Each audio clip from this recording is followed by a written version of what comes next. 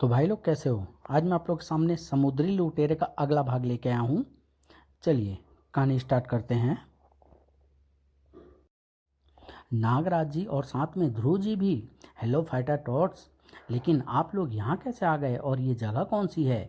मेरी सर्प इंद्रियाँ बता रही है कि हम किसी दूसरे आयाम में पहुँच गए हैं। आए, मुझे व्यायाम तो पता था, पर ये आयाम क्या होता है नागराज जी। इतना भी नहीं जानता बुद्धू। आम खाकर व्यायाम करने को आयाम कहते हैं।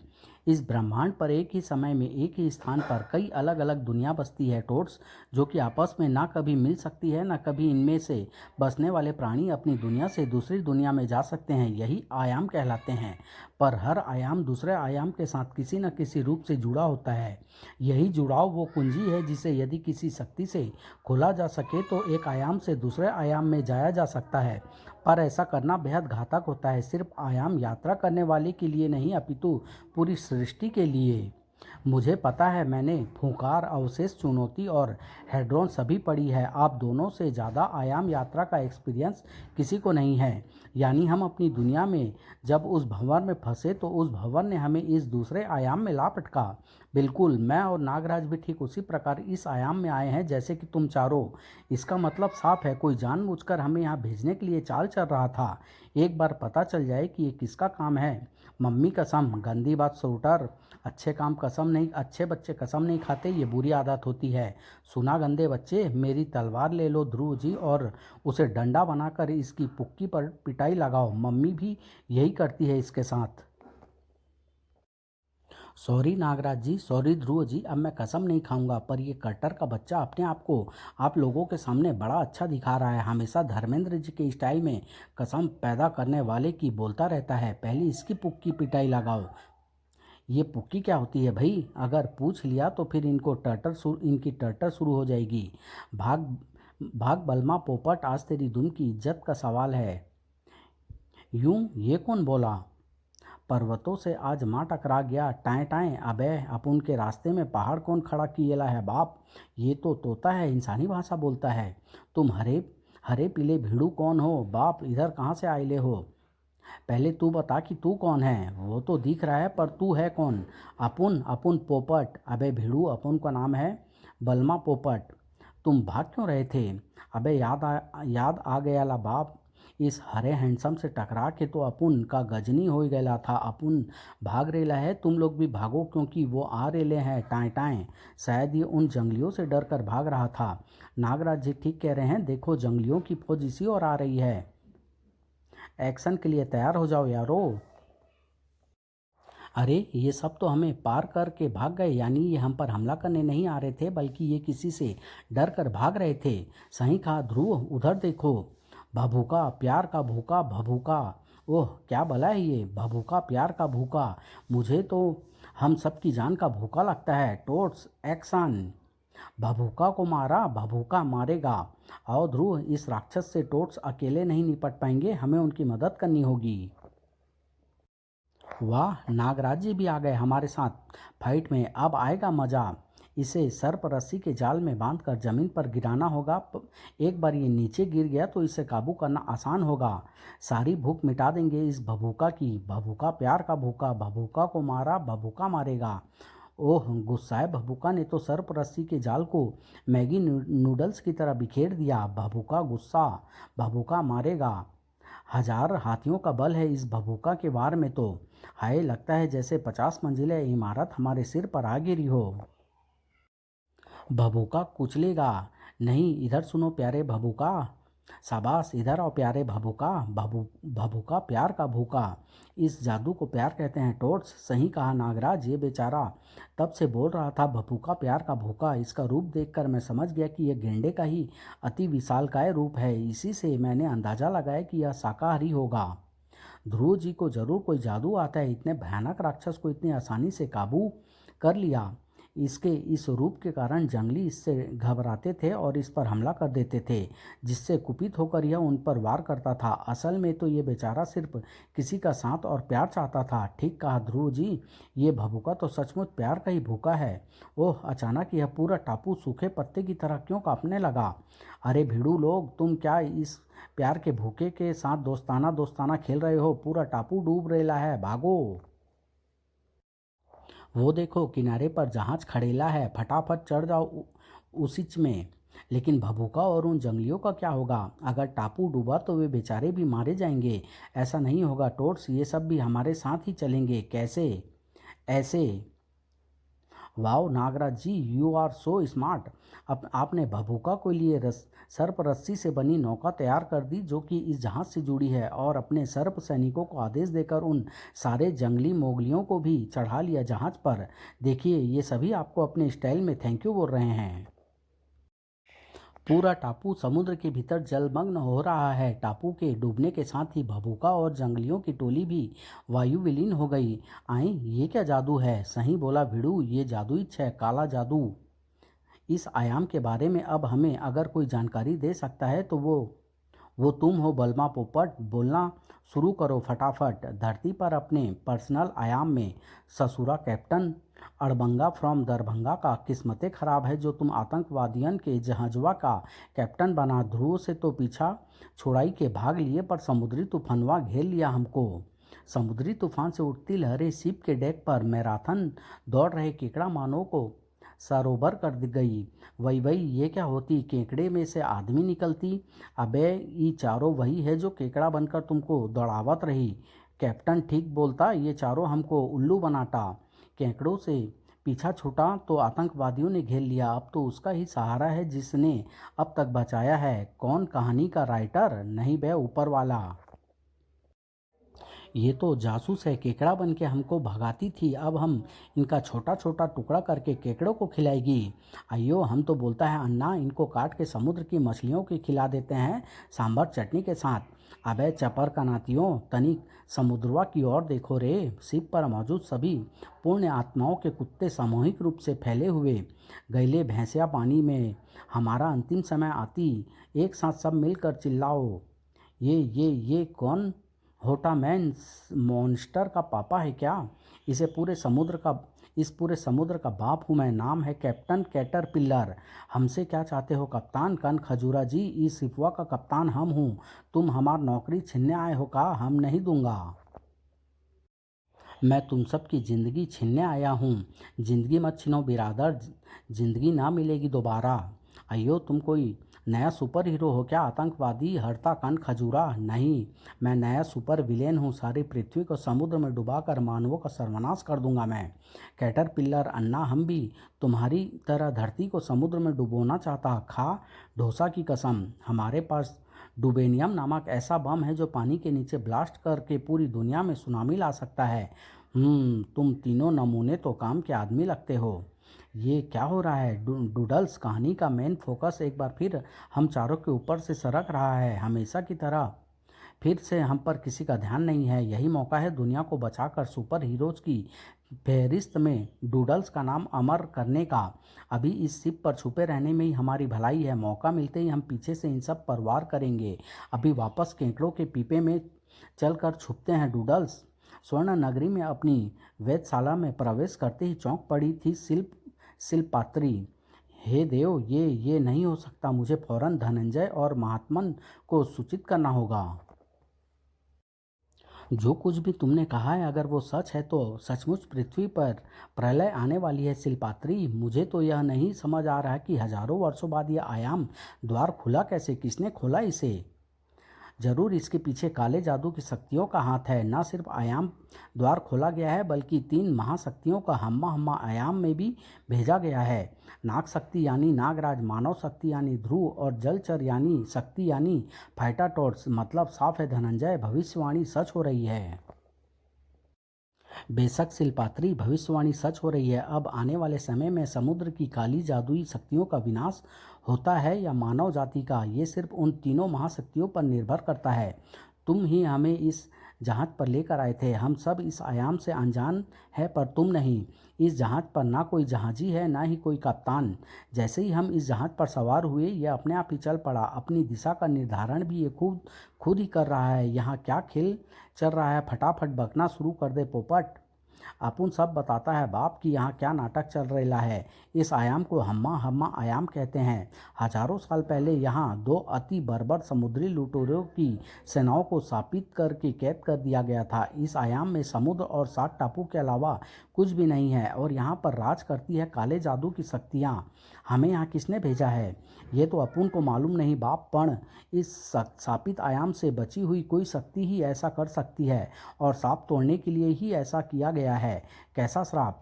तभी ओह, ये जहाज हवा की विपरीत दिशा में क्यों मुड़ रहा है? अगर ये जहाज जादू के बजाय कोई आदमी चला रहा होता तो उसके सिर के बाल उखाड़ कर दुम बना देता उसकी। हे भगवान, सूरज डूब गएला है। ये जहाज अब दूसरे टापू की ओर मुड़ गएला है।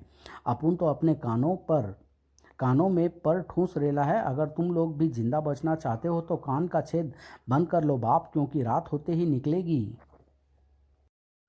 जल परियां जिनका गाना किसी को भी सम्मोहन में बांधकर अपनी ओर खींच सकता है, और जैसे ही इनके सम्मोहन में बंधा भीड़ू इनके पास जाता है ये उसे जकड़ कर कच्चा खा जाती है। मैं काफ़ी सारी रुई अपने बेल्ट के पाउच में रखता हूँ। पीटने के बाद कहानी के क्लाइमैक्स में विलेन जब लंबी लंबी कहानी सुनाते हैं तब ये बहुत काम आती है। आ जा रे ओ मेरे दिलबर, आ जा रे। लो टोट्स, तुम चारों भी। हे भगवान, देर हो गई। इन्होंने तो सुन लिया गाना। हो गया बंटाधार। अब जल परियों के डिनर बनेंगे ये चार।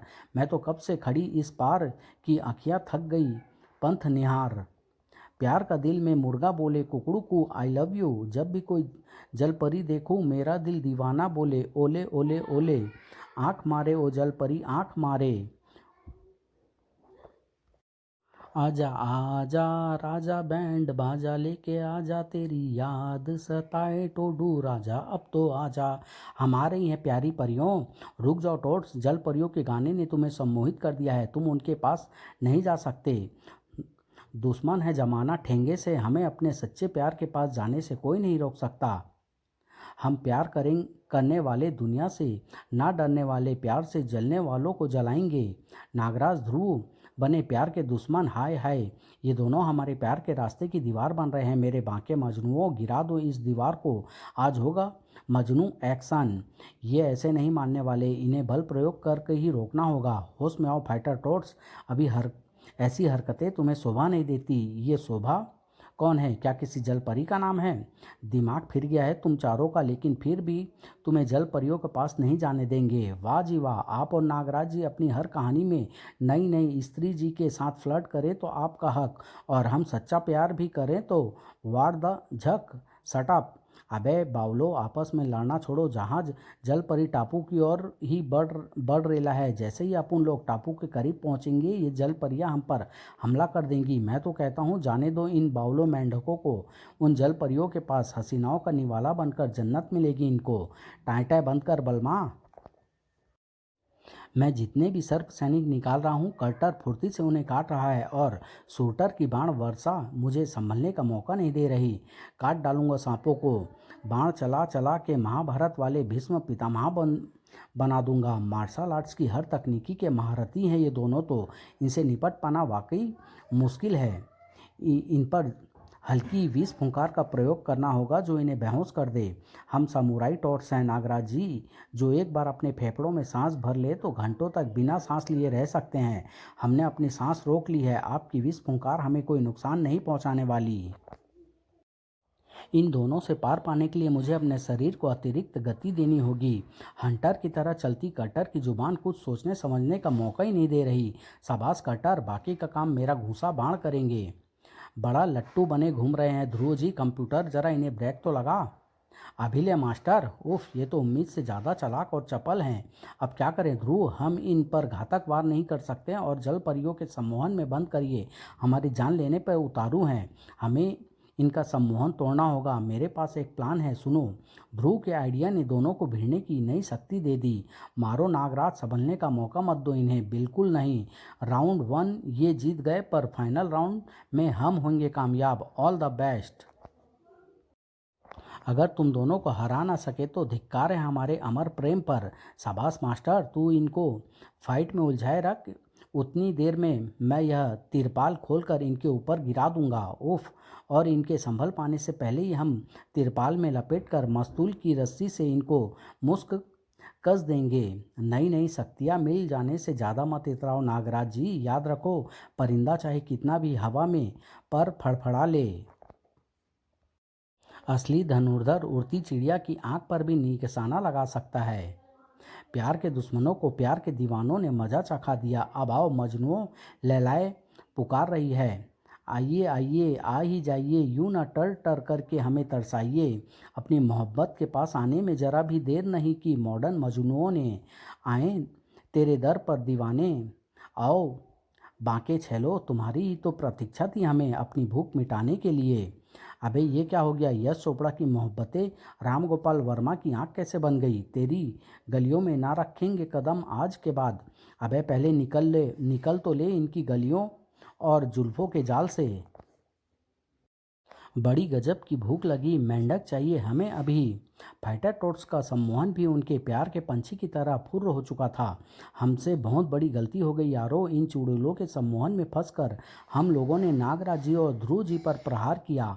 हमने जो भूल की है उसका प्रायश्चित हमारी मौत से होगा। कर चले हम फिदा जानो तन साथियों। अरे थोड़ा रुक जाओगे तो तेरा क्या जाएगा, दुनिया साथ बजाएंगे तो मज़ा आ जाएगा। नागराज जी, ध्रुव जी, आप लोग आ गए, पर आप लोग हमारी कैद से छूटे कैसे? 25 साल का तजुर्बा हो गया है हम लोगों को कैद से छूटने का। ध्रुव का आइडिया यही था कि तुम्हें लड़ाई में जीतने दिया जाए ताकि तुम्हारा ध्यान हम दोनों की ओर से हटे। जैसे ही तुम लोग पानी में कूदे, मेरे सर्प सैनिकों ने हमारे बंधन खोल दिए और बलमा से हमें पता चल गया कि जल परियों का सम्मोहन तभी टूटेगा जब ये अपने वास्तविक रूप में आएंगी। पर इन शैतानों की खालाओं से निपटे कैसे? ये तो अपनी और साथियों को बुलाते जा रही है। इनसे बचने का एक ही तरीका है भेड़ू लोग। इस टापू पर बावले का बम्बू नामक एक पेड़ है जिसका बांस छिलकर बांसुरी बनाकर बजाने से ही ये जल परियां शांत होगी। पर एक बाद बाद में करना बलमा। फाइटर टोट्स, तुम लोग बलमा के साथ जाकर उस पेड़ को तलाशो। अब तक मैं और नागराज इन जल परियों को संभालते हैं। चलो टोट्स, पोपट के पीछे पीछे। यार ध्रुव, तेरे साथ ये बड़ी प्रॉब्लम है कि तू लड़कियों पर हाथ नहीं उठाता। अब इन सब से मुझ अकेले को ही निपटना होगा। मुझे भला इन पर हाथ उठाने की क्या ज़रूरत है? इनसे लड़ने के लिए मेरे साथ नागराज है ना। मेरे सर्प सैनिकों को तो कोई इज्जत ही नहीं रह गई आजकल। हर वैम्प विलेन उन्हें खाने में ही लगा रहता है। विष फुंकार भी छोड़कर देख ले भाई, अब तो इसका इसका ही सहारा है। पर कितनी छोड़ूं, तुम भी तो हो यहाँ। मैं तो अपना काम ऐसे चला लूँगा भाई। फाइटर टोट्स बलमा पोपट के साथ टापू की खाक छान रहे थे। कहाँ मिलेगा बावले का बम्बू? हम उसे पहचानेंगे कैसे? उसकी चिंता मत करो भेड़ू लोग, बावले का बम्बू तो देखते ही समझ में आ जाएगा। पर एक बात अपुन, तुम तब से तुम लोगों को बताने की कोशिश कर रेला कि अभी नहीं बलमा, अभी बम्बू खोजने पे ध्यान दो, बात बाद में बताना। परंतु ज़्यादा आगे नहीं बढ़ सके फाइटर टोर्स। अब ये क्या बलाएं हैं? यह बावले के बम्बू के रक्षक भेड़िए हैं। अव्वल तो जल परियों से बचकर इस टापू पर कोई आता नहीं, और अगर कोई भी आ भी गया तो इनसे तो बिल्कुल भी नहीं बचता। अबे तो ये बात पहले क्यों नहीं बताई, तोते के अवतार वाले उल्लू? अबे तब से यही तो बताने की कोशिश कर रहा था मैं, मेंढक के अवतार वाले गधों। पर तुम लोग सुनो तब ना। टोट्स एक्शन। नागराज जी और ध्रुव जी को बचाने के लिए हम इन भेड़ियों से क्या कोबी भेड़िया से भी लड़ सकते हैं।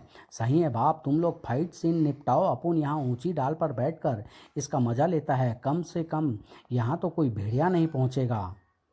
बाप, अपुन को अपनी दुम पर गर्म हवा का झोंका काई को फील हो रेला है। अबे बाप, ये यमदूत अपुन के पीछे कहाँ से पड़ गेला? अबे मेंढको बचाओ बे, अपुन को कुछ हो गया तो हम लोग अपुन को बहुत मिस करेगा।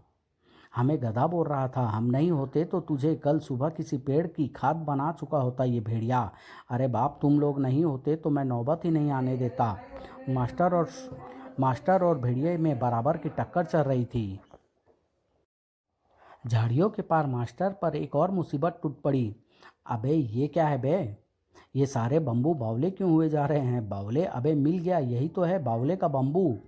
पर इन तक पहुंचूं कैसे? मास्टर ने बावले का बम्बू खोज निकाला। शाबाश याड़ी, तोड़ ले एक बांस इसमें से। अबे अभी तो यही मुझे तोड़ रहे हैं। लेकिन मास्टर का एक पोल वॉल्ट उन सैकड़ों बम्बुओं पर भारी पड़ेगा और गुरु भलाई मामा के इस दिव्य नान चाक का सामना नहीं कर सकेंगे ये बम्बू। वाह, मिल गया बावले के बम्बू का बांस।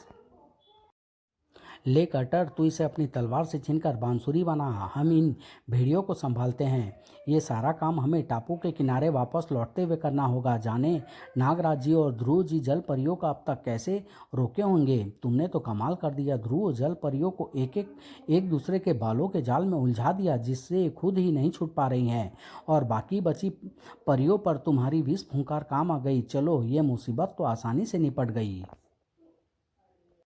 इतनी आसानी से नहीं, इनकी तो पूरी सेना निकल रही है समुद्र से। श्वेता ठीक ही कहती है, ऐसे औरतें भले ही आपस में कितना भी लड़ने पर एक भी मुसीबत में हो तो सब साथ आ खड़ी होती है। नागराज जी, ध्रुव जी, घबराइए मत, हम बांसुरी लेकर आ रहे हैं। शूटर बजा। अबे क्या बजा रेला है, बाकी बची जल परिया भी इसे सुनकर आ जाएगी तेरा गला दबाने। शूटर बांसुरी ध्रुव जी की ओर उछाल। राज कॉमिक्स के असली रास रचैया बंसी बजैया यही हैं। मुरली वाले की मुरली ने अपना जादू चला दिया। बोला था ना, ultimate lover boy Dhruv ji ही हैं। जल परिया वापस से अपने सुंदर रूप में आई हुई मंत्रमुग्ध सी बांसुरी सुन रही है। खूंखार भेड़िया भी पालतू टॉमी बन गए हैं। भभूका और जंगलियों की तरह ही जल परियां और भेड़िए भी गायब हो रहे हैं। चलो भीड़ू लोग, फटाफट चढ़ जाओ जहाज पर, यहाँ का काम निपट गया। ये टापू भी डूब गया। अब ये जहाज कहाँ ले जा रहा है हमें? तीसरे टापू की ओर। तीसरा टापू? हाँ भीड़ू लोग, ये जहाज तुम लोग को एक एक के बाद एक 7 टापुओं पर ले जाएगा जहाँ काले जादू की शक्तियाँ तुमसे टकराएंगी, और हर टापू की शक्ति को हरा कर ही तुम अगले टापू की ओर बढ़ सकते हो। 6 टापुओं को पार करके तुम पहुँचोगे 7वें टापू पर, जहाँ तुम्हें खोजना होगा बेलमुंडा का खजाना। ये बेलमुंडा का खजाना क्या है? यही वो शापित खजाना है जो तुम्हें वो शक्ति प्रदान करेगा जिससे तुम हम्मा हम्मा के लुटेरों का मुकाबला कर सकोगे। इस खजाने को संसार की 3 सर्वोपरि शक्तियाँ यानी नाग शक्ति, मानव शक्ति और जलचर शक्ति सम्मिलित रूप से ही ढूंढ सकती है। यही भविष्यवाणी है। और अगर हम खजाना ना खोज सके तो? तुम भीड़ू लोग के पास खजाना खोजने के लिए सिर्फ 2 दिन और 1 रात का समय शेष है। अगर तुम खजाना नहीं खोज सके तो इस समय अवधि के बाद इस आयाम का द्वार खुल जाएगा और इसमें कैद स्थापित समुद्री लुटेरे और काली जादुई शक्तियाँ पृथ्वी के आयाम में जाकर कोहराम मचा देगी और सारी पृथ्वी को जलमग्न कर देगी। बल्मा पोपट से आगे कोई कुछ पूछ पाता उससे पहले ही जहाज की गति धीमी हो रही है। सामने एक टापू नजर आ रहा है, यानी हम तीसरे टापू पर पहुंच गए। सावधान रहना भीड़ू लोग, हर टापू के साथ अगले टापू की काली जादुई शक्तियाँ और ज़्यादा खूंखार व खतरनाक होती जाएगी। लेकिन ये टापू तो बिल्कुल सुनसान है, यहाँ तो कोई खतरा नज़र नहीं आ रहा। वो खतरा सबसे ज़्यादा विकट होता है टोर्स, जो कि सामने नज़र ना आए। इस टापू का नाम क्या है बलमा? ये मुर्दों का टापू है बाप। मुर्दा क्या? मुझे तो यहाँ कोई जिंदा भी नज़र नहीं आ रहा। ले ले बाप, तेरे दिल की तमन्ना पूरी हो गई। टापू की जमीन से सड़े गले मुर्दे निकलकर हमें जकड़ रहे हैं। ना सिर्फ जकड़ रहे हैं बल्कि अपने साथ जमीन के नीचे भी खींच रहे हैं। अब तो बोलना ही पड़ेगा, हूँ अप्पा दा की होऊं। जारी है अभी बेलमुंडा का खजाना में, जो बहुत जल्द आप लोग के सामने लेके आऊँगा। अगर आप लोग को ये कॉमिक्स पसंद आई हो तो बेलमुंडा का खजाना बहुत जल्द लेके आऊँगा। धन्यवाद।